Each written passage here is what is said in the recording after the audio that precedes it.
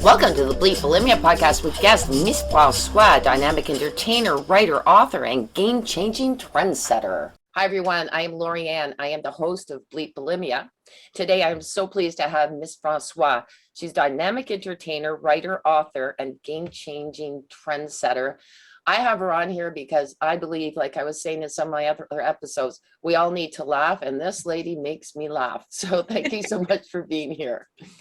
Thank you. I'm glad I could bless you with my presence. So how did you get into the entertainment business? Tell us a little bit about you and your background.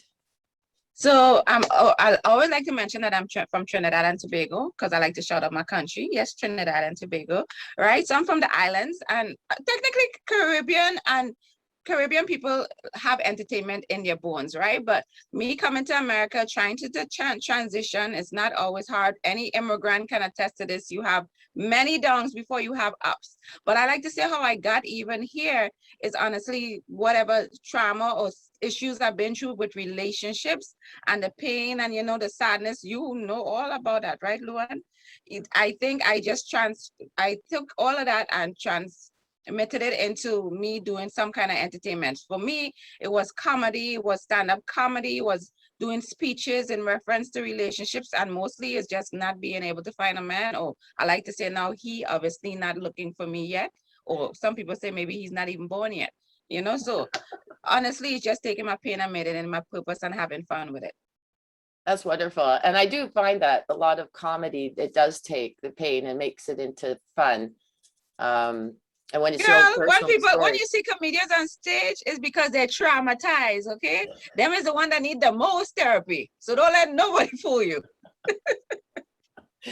So the way of relationships. So let's talk. I mean, we're talking off camera, so to speak, regarding, I was saying that, I don't know how my ex-husband, I mean, he had a hard time dealing with my bulimia. And in a relationship, I would imagine there's different dynamics. Some are very supportive, some are just pretend it's not there, and some leave when they find out. So, well, I think your husband should be very supportive. I mean, honestly, you was saving him money. He didn't have to buy much food, right? Oh, for bulimia? Oh no, he did. Yeah. That's the whole thing. You have to buy more. Oh, you kept eating, and then Lord, well, then you were costing him money. Yeah. And probably grief too, because when you're bulimic, quite often it does affect your moods. So, and that's something. So being someone like you, I mean, I can't understand why you don't have someone right now, because that's what men are looking for, and women too, is a good sense of humor, which I've gotten one now. People think maybe I'm too overconfident, I'm too strong. You see, I can talk over you and talk over anybody, so they can't handle that. So I need a strong man or a strong woman. I'm still leaning towards women these days. I'm getting desperate. But go ahead. Oh, that is really good. So you are an author too. Let's just talk about your book. Okay, so my book is called Let That, I always have symbols in between there. So Let That Beep Man Go. 5+ steps to getting over a breakup. And I like to say it's a book/journal, because when you're reading some of the steps, you need to honestly write things down. They say 100 times, if you don't write things down, it's not going to stick. You're going to forget it. So it's just going through certain aspects of your life as soon as you read the steps and be able to write down. And it's actionable steps that you could actually start taking immediately to honestly let that beep man go, because we don't need him in our life. He's slowing us down anyway, and it's time for us to transition into that new chapter in our life and do better and find an even better man, right, Lorianne? I don't know. I'm like you. I'm single. I've been single for 14 years. So divorced for 18, kind of dated somebody for a little while, and then that didn't work out, and so I've been happily single ever since. I don't know that I want to. So when is the last date you've been on? Oh, that's not good to start a sentence with Okay, I haven't had a boyfriend since 2000, since 14 years ago. And okay, I'm not hanging out with you anymore. I had a friend 5 years ago, but we were just friends. But it was fun. It was like being a kid again. He lived across the street, and he'd go, do you want to come out and play? And I mean that literally. We would play games. Is this cards. friends with benefits or friends? No, no benefits, just friends. Okay. It was like when you were a All kid. right. And then he went and passed away on me, so that was kind of sad. That is sad. But yeah, no, it's not in my cards. I'm not really interested really in maybe Well, once I get to a the certain. people you hang around or whatever. So basically, I shouldn't be hanging around you because I don't want that to transfer to me. Okay, so this is the last time we speak in Lorianne because I want me a man. Hey, I'm not saying that. What was that somebody said? They go, well, if somebody came up and you were attracted, would you turn away? I go, no, but I'm not actively seeking. But then we were talking about that too. They say, well, you don't have to search. They'll just show up at some point. What did you say to that? That's a lie. That's stuff people tell themselves to make them feel good. It's just like when people say, do you know 50 is the new 40? No, you 50 and you old. Just be in it and be happy in it. Like, stop making up. I always say people come with all these fancy sayings, oh, you can't have your cake and eat it too. So you want me to what? Have the cake and watch it spoil? I don't understand. So I hate when people come with me these sayings. I'm like, do not come with me with these sayings unless you fully understand what you're saying. Because you know how you run on with these things since your grandparents and your mom tell you these things? No. 40 is not the new 20. My bones hurt. I can't drink milk. I get gas. I can't drink orange juice. It's not. At 20, you can eat anything. This is very true. I know, I'm pretty smart. Yeah, and we had another podcast, and we were speaking to that where, this, I tend to focus on women in their 40s, 50s, and 60s with that are still struggling with bulimia. And we were talking about the society and how it's really like changed things for women. Like you're saying, they're saying that, 40 is the new 20s, but part of that is, there's a lot of stuff out there that are making women feel that they have to be like the 20 at 40, the facelifts or all of the cosmetics that are being sold to women to try and look younger. Yeah, honestly, I'm sorry, my wrinkles are here to stay. I mean, and I'm not saying it's wrong for women who want to do that. I'm just saying is that, society, that the companies are gaining money from that, just like they do on diets. Yeah, of course. I mean, it's television. It's what you hear repeatedly and what you see repeatedly. So you are somewhat forced in a way to look a certain way, even act a certain way. You have to be 25 for the whole rest of your life. And again, it have a lot of people that's going to make those people rich. Maybe I'm in the wrong business, right? But that is, and that's fine if that's for you. But it also have the other same people like me. I have these lines or whatever. To me, it's all about loving who you are, because it have a lot of that to do with it. I mean, if you truly love who you are and you embrace when you're 5, embrace when you're 10, embrace when you're 25, embrace when you're 43 and look this amazing, you just learn to love yourself. But I think a lot of times when people do these things, especially in the beginning, they're not all here first. They have done the personal development, and some people do things for the wrong reason. Maybe it's to attract someone else. It's if you're doing it for the wrong reasons, don't do it, because I think in the long run you're hurting yourself more than you're helping yourself. Yeah, I was actually told I don't wear makeup. I choose not to, and I very rarely have. The odd time when I've gone out, I've worn it. And my daughter used to be a makeup artist, and she quit all of that because she's very much into preserving the world from plastic, and she says that that's a big part of it. So she stopped after being a makeup artist. She got rid of all her makeup. She doesn't wear it anymore either. So, but somebody said, well, you really should get yourself all done up and, makeup to catch the guy. And I'm going, but then I come home and I leave my face on the pillow and he has to live with what I'm looking like right now. I agree 1,000%, right? People don't believe it, but I always tell people I actually hate makeup, right?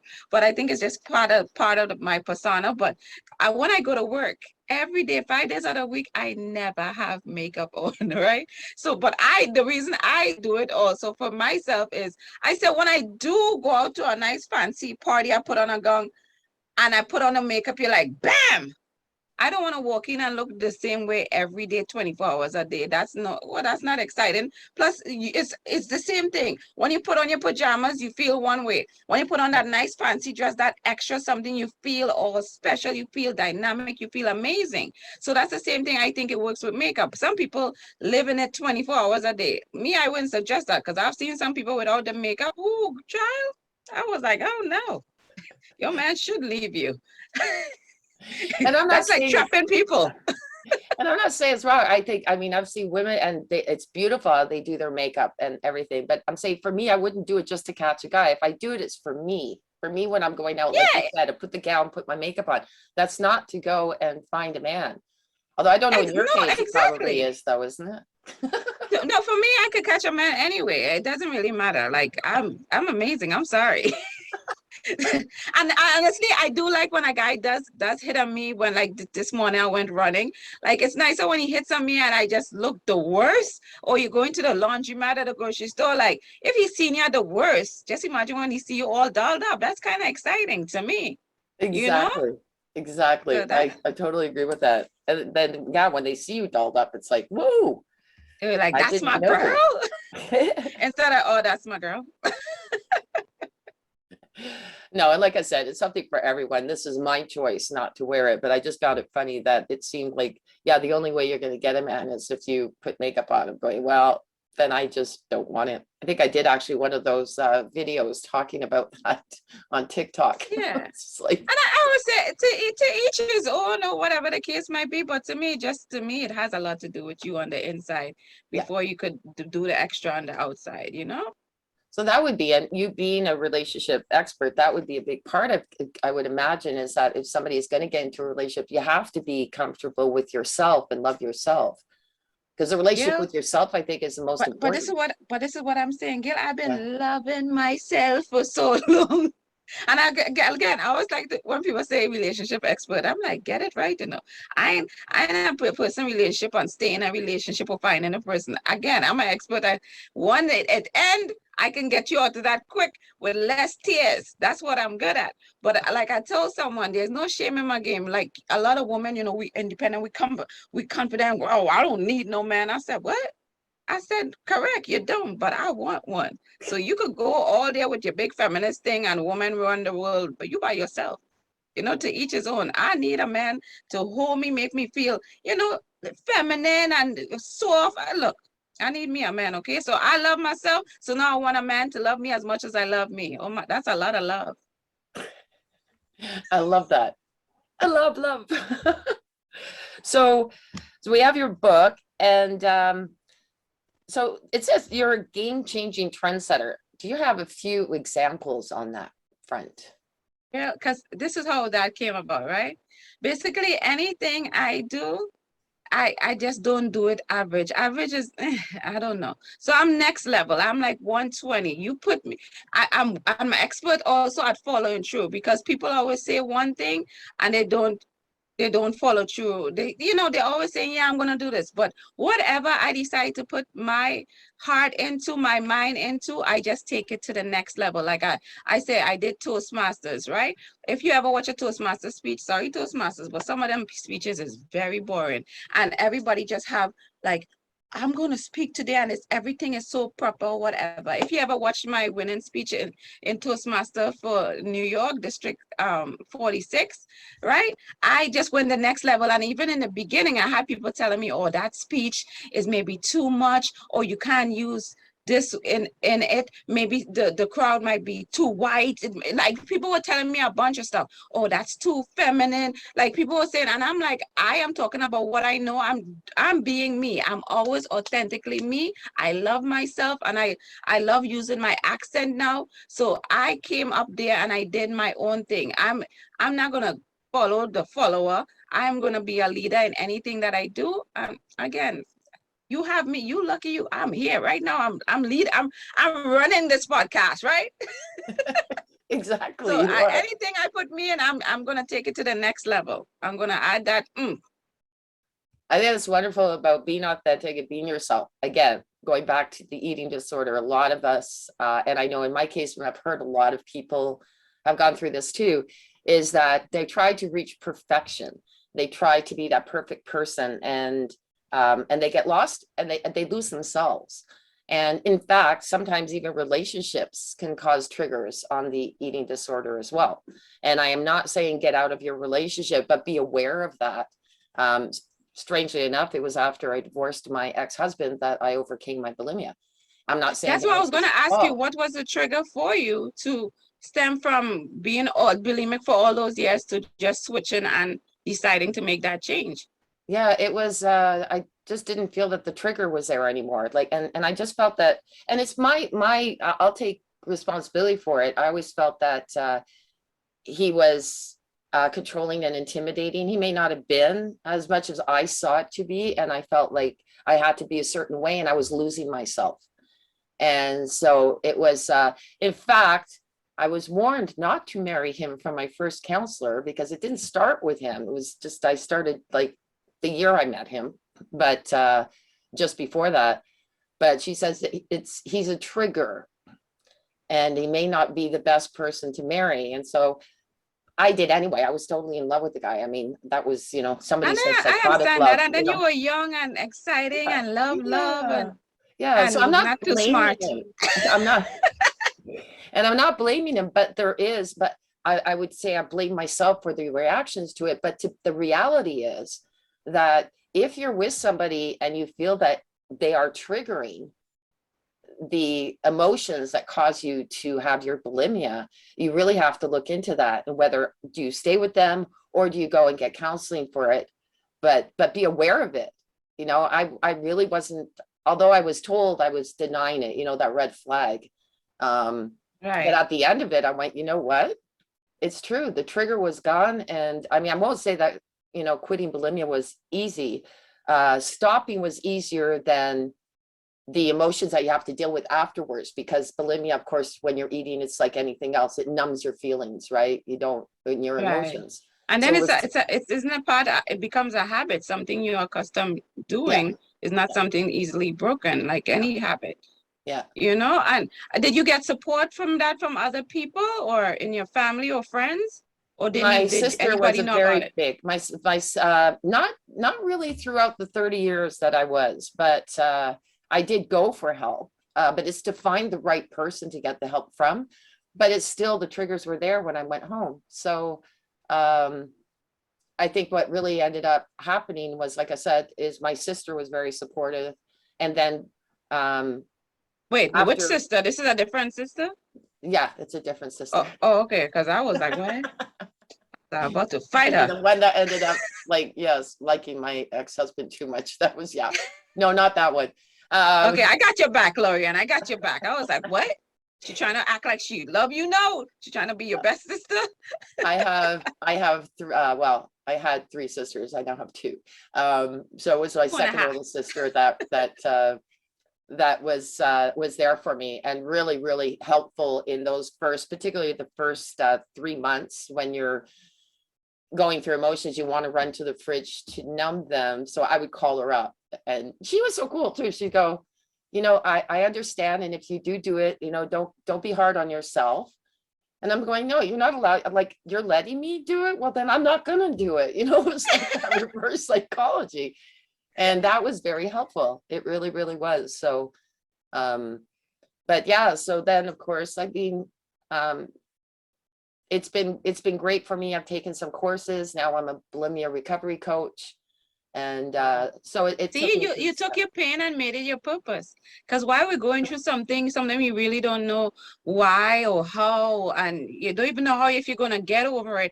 But it always amazes me when people take the pain and make it their purpose and they transition. And sometimes you hear a lot of experts or therapists or whoever the case might be helping someone else, but they haven't even been through that or haven't had that in the family. So it's not like they can't help you, but the level of help that you can give is totally different from someone who has not been through what you've been through. Absolutely.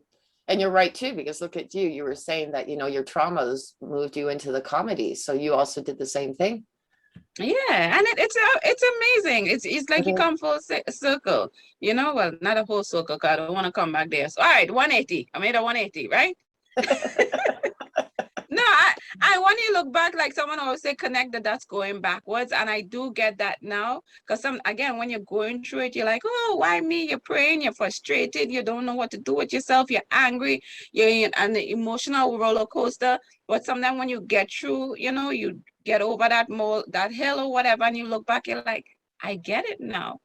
Because where I am now, no one could tell me 5 years ago, this is where I would be, and I could honestly say I'm happy in the present moment. I don't know what tomorrow holds, but it's very hard to be present. So I am actually grateful for some of the things I've been through. Sometimes you want to go back and be like, if I had known, but sometimes we do know. Like you said, certain people could tell you, oh, you believe me, you need to get help, blah, blah. Don't marry that man. And I always say sometimes, even though we get the information, sometimes it might be coming from the wrong person. Sometimes we're not ready to receive it. It takes some people many years, right, Lorianne? Absolutely. Absolutely. But the point is, we're here now. We're supposed to be happy in the moment and continue to help others that want the help or maybe can't even help themselves. Absolutely. And it's so true. Like there's people who will ask me, and a friend of mine just recently that we lived in Reno together for, she was my best friend there. And she said, when I sent her this clip from bands that we were going to, which I was telling you about, she said, don't you wish that we could go back again? And so now that we know and make things better. And I said, no, because if I had not been with this, with my ex-husband, I wouldn't have the 3 beautiful children I have. I wouldn't go back and redo anything. But what I want to make sure of is that from today in the present and the future, that it's a better place. So, don't make the same mistakes and keep moving forward. But no, I wouldn't change a thing. I mean, yeah, I went through some tough times, but I look at it, I go, wow, that's what made me who I am. Exactly. Right. And it's only like when you're in a certain space in life, that's when you start to see it and you get the real light bulb. Because again, when you're going through it, you're like, no, why? Oh my God. But it's good to be at this moment and to be able to smile and be like, yeah, I'm okay with, I got 3 beautiful kids. Wait, any of them? Oh, how old are them? Because how old are the kids? Oh, they're all old. Well, I was thinking 20, if you had a son, 20, if I could get a husband. Oh, well, let's see. There's one 25, my son, 27, my daughter, and my my oldest son is turning 32 on Sunday. Oh, he married? No, he has a girlfriend, but he's not married yet. You know what hey, mom used to always say? He's still up for grabs, okay? That's what my mom used to say. Oh, that's horrible. I wouldn't want to do that to another girl, like try to take her boy man away, but they say sometimes when people in a relationship for a long period of time, honestly, is because they kind of holding on to see if they could get something better.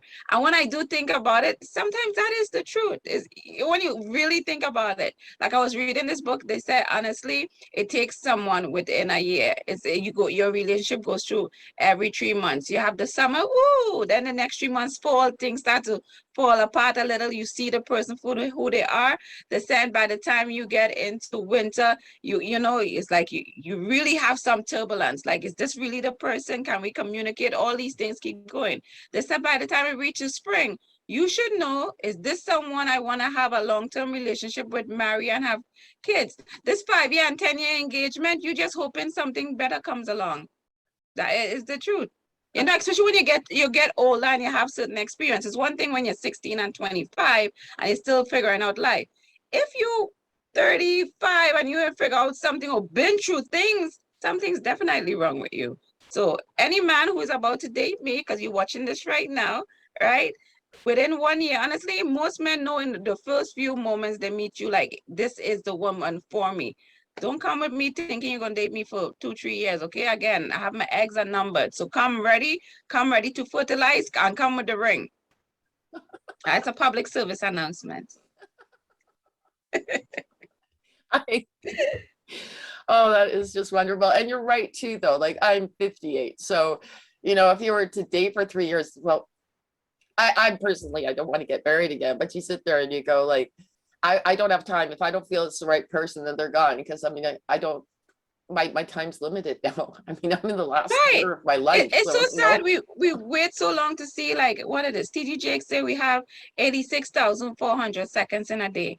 And he put it to us like this. If I give you $86,400 in your hand and you had the whole day to spend the money, wouldn't you spend every cent and use it to the best of your ability? You won't leave it.